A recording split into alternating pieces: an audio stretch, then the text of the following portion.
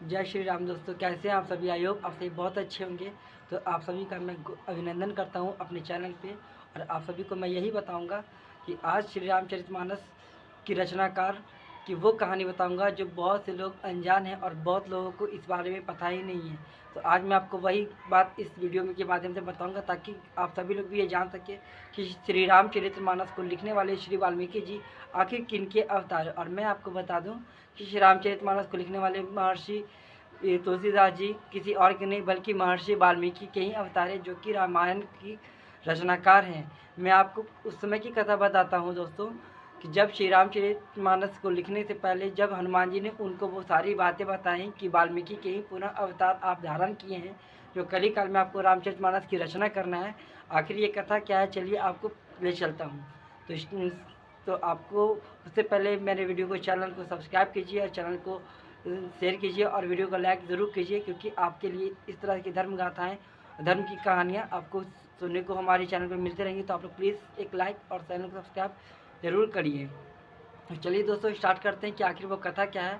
बात उस समय की जब श्री रामचंद्र जी लंका को जीतकर अयोध्या नगरी लौट गए और भगवान वाल्मीकि को ब्रह्मा जी के आदेश पर श्री रामायण की रचना करनी पड़ी। और रामायण की रचना क्योंकि वो दिव्यांगत पुरुष थे और उनके पास दिव्य दृष्टि थी, वो होने वाले भविष्य को भी देख रहे थे, इसलिए उन्होंने रामायण में उत्तरकांड की भी रचना कर डाली। जबकि उस समय की जो कथाएं हैं लव कुश की, वो उस घटना को हुआ नहीं था, फिर भी वो भविष्य दृष्टा थे, भविष्य देखना जानते थे, उनके पास दिव्य दृष्टि, वो भविष्य को भी लिख सकते थे। उसी समय वो रामायण को पूरा लिख चुके थे। तब उसी बात को वो बताने के लिए श्री राम जी को जाने ही वाले थे कि उसी समय हनुमान जी अपने नाखूनों से, अपने नख से शिलाओं पर रामायण की बहुत ही सुंदर प्रतिलिपि लिख दी।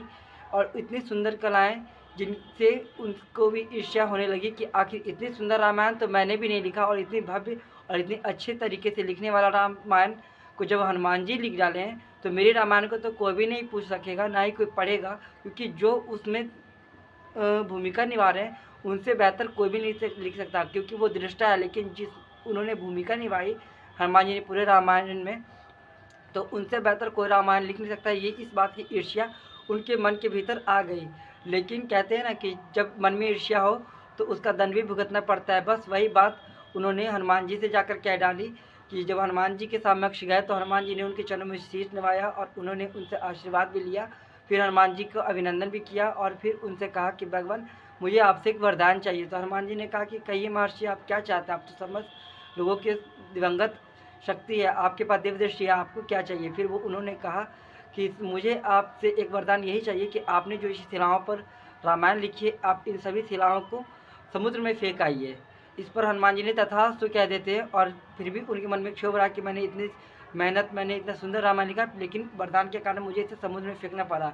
तो हनुमान जी ने क्रोधित भी हुए और उन्हें श्राप दे डाला कि जाइए वाल्मीकि जी, आपको मैं श्राप देता हूँ कि आप इसी रामायण को लिखने के लिए कलयुग के कलिकाल में आप श्री तुलसीदास जी के रूप में अवतार लेंगे और फिर यही रामायण को आप रामचरितमानस के रूप में लिखेंगे। तो ये श्राप उनको लग जाता है और महर्षि वाल्मीकि बहुत ही दुखी होते हैं। परंतु उनके इस कथा के अनुसार उनके लिए ये पूर्व निश्चित ही था, लेकिन ये भगवान की लीला थी और श्री हनुमान जी की लीला थी, जो कि कलयुग में रामचरितमानस की रचना का कारण बना। तो यही सबसे बड़ा कारण है जो कि मैं आपको बताना चाहता हूँ कि महर्षि वाल्मीकि ही तुलसीदास जी का पूर्ण अवतार है। क्योंकि कलयुग में रामायण एक संस्कृत की भाषा और संस्कृत लिपि में लिखा गया रचना है, जो कि अब कलयुग में किसी के समझ के बाहर है। बहुत ही कम लोग संस्कृत के भाषा के ब्राह्मण और पंडितों को ही जानकार है। बाकी बहुत से लोग, बहुत ही लोग अनभिज्ञ हैं कि रामायण के अर्थ को भी नहीं समझ पाए। इसलिए अवधी भाषा में श्री रामचरितमानस को लिखा गया। तुलसीदास जी अवधी भाषा में इसकी रचना की ताकि हर एक घर के व्यक्ति तक ये रामचरितमानस की प्रमुख कथाएं पहुंच जाएं। तो यही इसकी कथा है। और श्री रामचरितमानस को लिखने में सबसे बड़ा हाथ महर्षि वाल्मीकि अर्थात उनके पूर्व रूपी जन्म के तुलसीदास जी की हैं, क्योंकि ये श्री हनुमान जी की श्राप के कारण भी हुआ और उनकी कृपा के प्रताप के कारण ही श्री रामचरितमानस को लिखने में वो सक्षम और सफल हुए। और एक प्रसंग है, वो मैं अगले वीडियो में आपको ज़रूर बताऊंगा। तो आप सभी लोग ज़रूर बताइए कि आपको ये बात पता थी या नहीं, और यदि पता थी तो प्लीज़ आप इस वीडियो को लाइक और चैनल को सब्सक्राइब ज़रूर करना। और आपको हमारी बताई गई जानकारी और कथाएँ कैसी लगी आप लोग ज़रूर बताएं। तब तक के लिए जय श्री राम।